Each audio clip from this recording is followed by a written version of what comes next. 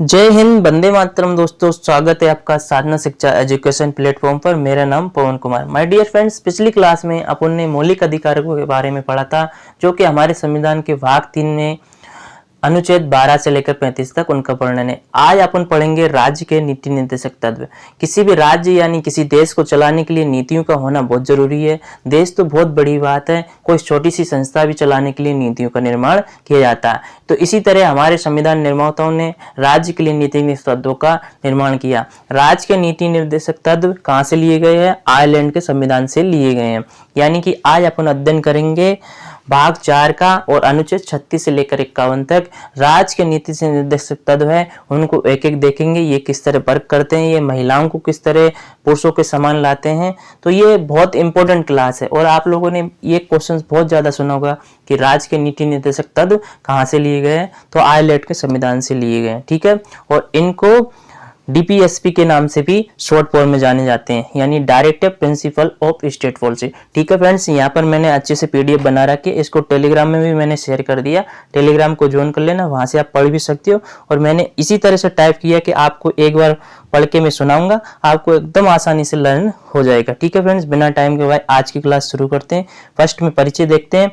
राज्य के नीति निर्देशक सिद्धांतों यानी डीपीएसपी की अवधारणा को स्रोत स्पेनिश संविधान से है। यानी जो आयरलैंड में आया तो कहाँ से आया था? स्पेनिश से आया था। लेकिन उससे आपने को ज्यादा क्या करना है, यहाँ पर अपने जो संविधान में आया तो कहाँ से लाया, लिए गए आयरलैंड के संविधान से लिए। और डीप में जाओगे तो वहाँ पे स्पेनिश से संविधान में आया था। ठीक है फ्रेंड्स, तो यहाँ पर एक कॉन्सेप्ट याद कर लो कि नीति निर्देशक तत्व आयरलैंड के संविधान से भारतीय संविधान में लिया गया है। डीपीएसपी की अवधारणा आयरलैंड के संविधान के अनुच्छेद 45 से आई है। कितने कौन से अनुच्छेद से आई? 45 से आई है। ठीक है, इस चीज को याद रखना।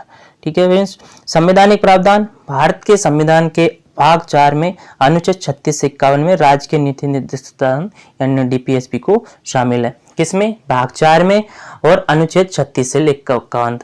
यानी छोटे एग्जाम में सीधा क्वेश्चन ये आ जाएगा कि नीति निर्देशक तत्व कौन से भाग से लिए गए? तो भाग 4 से लिए गए। ठीक है, इसमें कौन से अनुच्छेद से वर्णन है? तो 36 से लेकर 51 में तक इनका वर्णन है। इसकी शॉर्ट फॉर्म क्या है? डीपीएसपी। ठीक है, directive principle of state policy. आगे चलते हैं। भारतीय संविधान के अनुच्छेद 37 में नीति निर्देशक सिद्धांतों के कार्य में अवगत कराता है। ठीक है, जो संविधान का अनुच्छेद 37 है वो क्या, नीति निर्देशक सिद्धांतों के बारे में कार्य में मतलब इसका एक बेसिक परिचय देता है। इन सिद्धांतों का उद्देश्य लोगों के लिए सामाजिक आर्थिक न्याय सुनिश्चित कराना है और भारत को एक कल्याणकारी राज्य के रूप में स्थापित करना। यानी इन पॉलिसियों का क्या उद्देश्य है कि सामाजिक आर्थिक न्याय सुनिश्चित कराना। नहीं तो आप लोग देख देते हैं कि समाज में जो ऊंचे तबके के लोग हैं उनके लिए अलग न्याय व्यवस्था रहती थी और नीचे के लोगों के लिए न्याय व्यवस्था अलग रहेगी अगर नीतियां नहीं रहेगी। लेकिन इनके लिए नीति निर्देशों के लिए ऐसी नीतियां बनाई जाए जो कि सबके लिए इक्वलिटी में काम करे। ये अनुच्छेद 37 में वर्णन है। अब आप लोगों के मन में ये डाउट अवश्य आ रहा होगा कि भाई आपने पहले मौलिक अधिकारों के बताया कि 6 मौलिक अधिकार प्राप्त हैं और उनको उसमें ये सर्विस आपको मिलती है। और मौलिक अधिकारों के बहुत से बच्चे इसी को यही समझते हैं कि जो राज्य के नीति निर्देशक तत्व है वो मौलिक अधिकारों की तरह ही है। हाँ, राज्य के नीति निर्देशक तत्व लोगों को जीने की राह दिखाते हैं, जीने में समानता लाते हैं, स्त्री पुरुष को समानता लाते हैं और भी ऊंचे नीचे लोगों सबके लिए इक्वलिटी का काम करते हैं। लेकिन ये मौलिक अधिकारों की तरह काम नहीं करते, ये थोड़ा सा डिफरेंट है। आइए जानते हैं मौलिक अधिकारों से ये किस तरह डिफरेंट है। ठीक है, मौलिक अधिकार बनाम बारात डीपीएसपी। मौलिक अधिकारों यानी फंडामेंटल राइट के विपरीत डीपीएसपी, यहाँ पर आप समझ गए होंगे डीपीएसपी क्या कहते हैं। ठीक है, directive principle of state policy यानी राज्य के नीति निर्देशक तत्व। यहाँ पर शॉर्ट फॉर्म में चलेंगे डीपीएसपी। ठीक है फ्रेंड्स, बहुत एग्जाम में डीपीएसपी के नाम से ही आता है। तो देखो यहाँ पर फंडामेंटल राइट के विपरीत डीपीएसपी का दायरा असीम है। ठीक है, इनका दायरा बहुत बड़ा है और ये एक नागरिक के अधिकारों की रक्षा करता है और बृहद स्तर पर कार्य करता है। यानी जो मौलिक अधिकारों का दायरा तो थोड़ा छोटा है, लेकिन जबकि नीति निर्देशक यानी डीपीएसपी का दायरा बहुत बड़ा है और उनके अधिकारों की रक्षा भी करता है।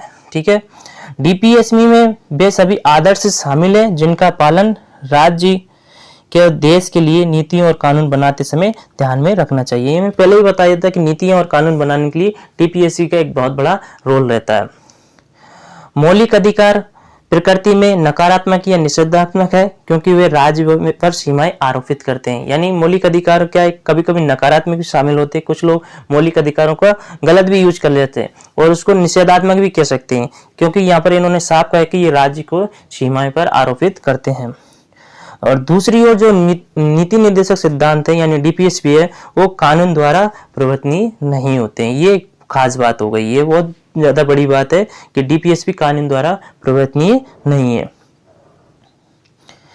ये ध्यान रखना महत्वपूर्ण है कि डीपीएसपी और मौलिक अधिकार साथ साथ चलते हैं। ये भी आपको ध्यान रखना कि भाई जो डीपीएसपी है और फंडामेंटल राइट्स है वो दोनों साथ साथ ही चलते हैं। डीपीएसपी मौलिक अधिकारों के अधीनस्थ नहीं है, यानी मैं पहले ही बताया था कि डीपीएसपी मौलिक अधिकारों के अधीनस्थ नहीं है ये, लेकिन ध्यान रखने वाली बात ये दोनों साथ साथ चलते हैं। अब सिद्धांतों का वर्गीकरण एक बार देख लेते हैं। निर्देशक सिद्धांतों को उनके वैचारिक स्रोत और उद्देश्यों के बारे पर वर्गीकृत किया जाता है। ये निर्देश निम्नलिखित रूप में वर्गीकृत है। यानी जो देखो नीति निर्देशक सिद्धांत जो है ये निम्न वर्गों के आधार पर चलते हैं, ठीक है।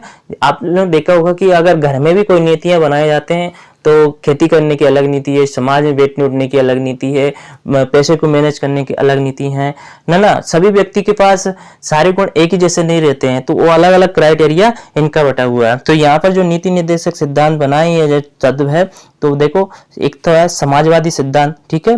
समाजवादी में आपको पहले बता ही चुका था कि समाजवादी क्या होता है। समस्त समाज के कल्याण के लिए जो कार्य किया जाता है समाजवादी होता है, जिसमें पूरे समाज का ही भला हो। ऐसा ये नहीं कि ये फलाना जाति का या ढीका जाति का, इसको समाजवाद नहीं बोलते हैं, ये एक अलग परिभाषा बना ली लोगों ने। जबकि राष्ट्र की जो समाजवादी परिभाषा है तो उसमें यह है कि राष्ट्र की पूरी समाज एक है और सब लोग इक्वल है, ठीक है। दूसरा है गांधीवादी सिद्धांत और तीसरा है उदार और बौद्धिक सिद्धांत। इन तीन सिद्धांतों के आधार पर नीति निर्देशक सिद्धांत बनाए गए, ठीक है। नीति निर्देशक तत्व से संबंधित महत्वपूर्ण अनुच्छेद ये अब आप लोगों के लिए इम्पोर्टेंट है। यहाँ पर अनुच्छेद 36 से लेकर 51 तक देखेंगे। यहाँ से क्वेश्चन ज्यादातर आते हैं कि किस अनुच्छेद में क्या कहा गया है। तो ये नीति निर्देशक तत्व है उससे संबंधित महत्वपूर्ण अनुच्छेद एक बार सिंगल टेक में वन लाइनर फैक्ट है, आपको आसानी से लर्न हो जाएगा, ठीक है। तो 36 से शुरू करते हैं। अनुच्छेद 36 क्या कहता है कि नीति निर्देशक तत्वों के संदर्भ में राज्य की परिभाषा है। 36 ज्यादा कुछ नहीं कहता है, इसमें डीपीएसपी की परिभाषा को में राज्य की क्या परिभाषा उसका उल्लेख करता है। अनुच्छेद 37 कहता है न्यायालय द्वारा प्रवर्तनीय नहीं होना। अनुच्छेद 37 ये कहता है कि न्यायालय द्वारा प्रवर्तनीय नहीं होता है। अनुच्छेद यानी 36 और 37 ज्यादा कोई खास नहीं है, लेकिन अब अनुच्छेद 38 से देखिए, लोक कल्याण की अभिवृद्धि के लिए सामाजिक व्यवस्था बनाना। क्या अनुच्छेद 38 क्या कहता है? लोक कल्याण की अभिवृद्धि के लिए सामाजिक व्यवस्था को बनाना अनुच्छेद 38 का काम है। अब अनुच्छेद 38 टू मैंने देखो संविधान में क्या है कि कुछ कुछ चीजें अमेंडमेंट होती है तो फिर उसको ना भाग 1 भाग 2 ऐसे करके ऐड किया जाता है। तो अनुच्छेद 38 का दूसरा ऑप्शन क्या कहता है कि आय की असमानताओं को कम करने का प्रयास करना। जो आय की जो असमानताएं है ना, देखा होगा अपने देश में कुछ लोग करोड़ों कमा रहे हैं, कुछ लोगों को पेट भरने की वो नहीं है। तो जो आय की असमानताओं को उनको कम करने का प्रयास करना, ये अनुच्छेद 38 के दूसरे भाग में बोला गया। ठीक है। अब अनुच्छेद 39 में पुरुष स्त्री को समान रूप से जीविका के पर्याप्त साधन प्राप्त करने का अधिकार है। आप लोगों ने पहले के समय में देखा होगा स्त्री पुरुषों के क्या महिलाएं काम नहीं करती थी। मतलब काम का मतलब यह है कि धन कमाने वाला कार्य उनको नहीं लगाया जाता, समाज उनको बोलती थी कि ये काम महिलाएं नहीं करेगी। लेकिन आज ऐसा नहीं है, महिलाओं को भी पुरुषों के साथ कंधे से कंधे मिलाकर काम करने का मौका दिया जाता है। तो यही अनुच्छेद 39 के का वाले ऑप्शन में बोला गया कि उनको जीविका चलाने के लिए पर्याप्त साधन प्राप्त करने का अधिकार है। अब अनुच्छेद 39 खा में समुदाय के भौतिक संसाधनों का स्वामित्व व नियंत्रण इस प्रकार हो जिससे सामूहिक हितों को सर्वोत्तम रूप से प्राप्ति हो। यानी जो संसाधनों का स्वामित्व है इस प्रकार से हो कि जो कि सभी लोगों को एक सर्वोत्तम तरीके से प्राप्त किया जा सकता है। ये बात किसमें कही गई है? अनुच्छेद 39 खा में। ठीक है फ्रेंड्स। अब अनुच्छेद 39 गा तो इसमें पुरुषों व स्त्री को दोनों को समान कार्य के लिए समान वेतन है। इसको आप बिल्कुल रट लीजिए, इसको एकदम याद कर लीजिए, क्योंकि ये क्वेश्चन बहुत ट्रेंडिंग करता है कि पुरुष व स्त्री दोनों को समान कार्य के लिए समान वेतन अनुच्छेद किस में बात की गई है, तो अनुच्छेद 39 गा, 39 नहीं लिखना, 39 गा, ठीक है। अगर इंग्लिश में आता है तो 39 डी, 39 डी, ठीक है फ्रेंड्स। आगे देखते हैं अनुच्छेद 39 अंगा, तो पुरुष और स्त्री कर्मचारी के स्वास्थ्य व शक्ति का तथा बालकों की सुकुमार व्यवस्था का दुरुपयोग न हो। यानी अनुच्छेद 39 अंगा में कहा गया है, यानी 39 ई में कहा गया कि पुरुष और स्त्री कर्मचारियों को स्वास्थ्य व शक्ति तथा बालकों की सुकुमार अवस्था का कहीं दुरुपयोग न हो, यानी कि बाल श्रम निषेध है। अब अनुच्छेद 40 देखिए, अनुच्छेद ये क्वेश्चन आप लोगों ने बहुत बार देखा होगा, ग्राम पंचायतों का गठन कौन से अनुच्छेद से हुआ, तो ग्राम पंचायतों का गठन अनुच्छेद 40 से हुआ, ठीक है। इसमें अपन ग्राम पंचायत वालों का पूरा टॉपिक को एक अगली क्लास में, मतलब 2-3 क्लासों के बाद कवर करेंगे, पूरा रहेगा, कोई टेंशन लेने वाली बात नहीं है। लेकिन यहाँ पर क्वेश्चन सिंगल ये आता है कि ग्राम पंचायतों का गठन कौन से अनुच्छेद से हुआ, तो अनुच्छेद 40 से हुआ। अनुच्छेद 41, कुछ दशाओं में काम, शिक्षा व लोक सहायता पाने का अधिकार है। कुछ दशाओं में काम भी क्या, बहुत से बच्चों को काम भी करना पड़ता है आर्थिक स्थिति का, और शिक्षा, तो उसमें शिक्षा किस प्रकार कर सकते हैं, तो शिक्षा व लोक सहायता पाने का अधिकार भी है। ये किस में बात होती है, अनुच्छेद 41 में होती है, ठीक है फ्रेंड्स। अनुच्छेद 42, काम की न्याय संगत एवं मानवांछित दशाएं तथा प्रसूति सहायता, ठीक है। प्रसूति सहायता महिलाओं क्या है कि महिला कर्मचारी प्रसूति गर्भधारण से भी उनको गुजरना पड़ता है, तो उनको उस समय कितनी छुट्टी मिल सकती है, ये सारी चीजें, उनको अधिक से अधिक छुट्टी मिल सकती है, और छुट्टी मिलना न्याय संगत है कि नहीं है, तो ये सारी चीजें अनुच्छेद 42 में वर्णित है, ठीक है फ्रेंड्स।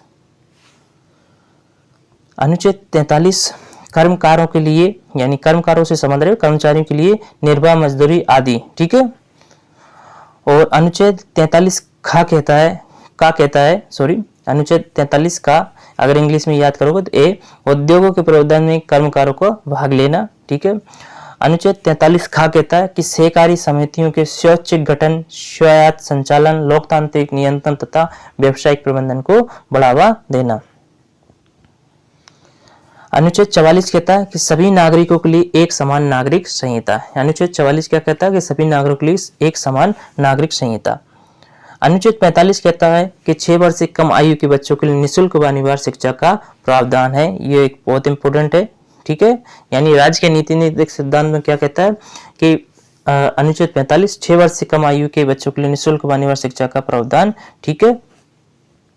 यानी और आपने क्या आरटी एक्ट के तहत 6 से लेकर 14 वर्षों तक, जो कि 86वीं संविधान संशोधन जिसमें शिक्षा का अधिकार बच्चों को प्राप्त है, उसमें 6 से लेकर 14 वर्षों तक बच्चों को एजुकेशन फ्री की बात की गई है, ठीक है। और यहाँ पर भी ये बात बोली गई है, ठीक है। अब अनुच्छेद 46 देखिए, अनुच्छेद 46 कहता है कि SC ST दुर्बल वर्गों के शिक्षक व आर्थिक हितों की अभिवृद्धि, यानी कि जो SC ST के दुर्बल वर्ग के जो लोग हैं उनके शिक्षा में लिए धन पैसे की, यानी आर्थिक रूप से कमजोर लोगों के लिए उनको शिक्षा में अधिक से अधिक मौका दिया जाए, ठीक है। अनुच्छेद 47 कहता है कि पोषाहार स्तर और जीवन स्तर तथा लोक स्वास्थ्य में सुधार तथा हानिकारक नशीले पदार्थों के उपयोग पर प्रतिबंध हो, यानी कि लोक कल्याण के लिए हानिकारक जो नशीले पदार्थ हैं उनका उपयोग यानी प्रयोग कम प्रतिबंध होना चाहिए, और पोषण हार है उसकी वृद्धि होनी चाहिए। अनुच्छेद 48 कहता है कि कृषि और पशुपालन में आधुनिक और वैज्ञानिक प्रणालियों का प्रयोग करना चाहिए। गाय एवं बछड़ों तथा अन्य दुधारू पशु के वध पर प्रतिबद्ध एवं उनको नस्लों के सुधार के प्रयास होना चाहिए, ठीक है फ्रेंड्स। आप समझ गए होंगे कि कृषि में नई नई तकनीकों का इस्तेमाल किया जाए, और जो दुधारू जानवर हैं जिनसे हमारा कल्याण होता है उन लोगों की नस्लों पर वध यानी उनको मारना बंद करना चाहिए। अनुच्छेद 48 का कहता है पर्यावरण का संरक्षण व संवर्धन और वन तथा अन्य जीवों की रक्षा होनी चाहिए, यानी पर्यावरण की रक्षा होना चाहिए और जो वन जीव है उनकी रक्षा होना चाहिए, पेड़ों की भी रक्षा होना चाहिए। और डियर फ्रेंड्स, आप समझ रहे होंगे कि ये नीतियां कितनी अच्छी है और इनके लिए अनुच्छेद भी बना दिए गए हैं ताकि लोग इनका अच्छे से पालन कर सके। अनुच्छेद 39 राष्ट्रीय महत्व के कलात्मक या ऐतिहासिक अभिरुचि वाले स्मारकों या स्थानों या वस्तुओं का संरक्षण होना चाहिए, ठीक है। अनुच्छेद 50 कार्यपालिका से न्यायपालिका का पृथक्करण होना चाहिए। ठीक है। अनुच्छेद 51 कहता है कि अंतर्राष्ट्रीय शांति और सुरक्षा की अभिवृद्धि होनी चाहिए। अनुच्छेद 51 क्या कहता है? अंतर्राष्ट्रीय शांति और सुरक्षा की अभिवृद्धि होना चाहिए। माय डियर फ्रेंड्स, यहाँ पर मैंने बहुत सुपर फास्ट तरीके से और एक एक चीज जो एग्जाम के पॉइंट ऑफ व्यू से ही टाइप किया, और ये जो नोट्स है मेरे टेलीग्राम चैनल पे मिल जाते हैं। आप टेलीग्राम को ज्वाइन कर लेना, डिस्क्रिप्शन में उसका लिंक दे रखा है। ठीक है फ्रेंड्स, तो अपन ने पहले मौलिक अधिकार पढ़े, फिर राज्य के नीति निर्देशक तत्व पढ़े यानी direct principle of state policy, नीति निर्देशक तत्व, संविधान के भाग 4 में अनुच्छेद 36 से लेकर 51 तक इनका वर्णन है। ये हमारे संविधान में आयरलैंड के संविधान से लिए गए हैं। ठीक है फ्रेंड्स, और डिटेल क्लास आप लोगों ने सुनी ली है और इसको आप अच्छे से पढ़ लेना, आप लोगों को एक बार में लर्न हो जाएगा। ठीक है।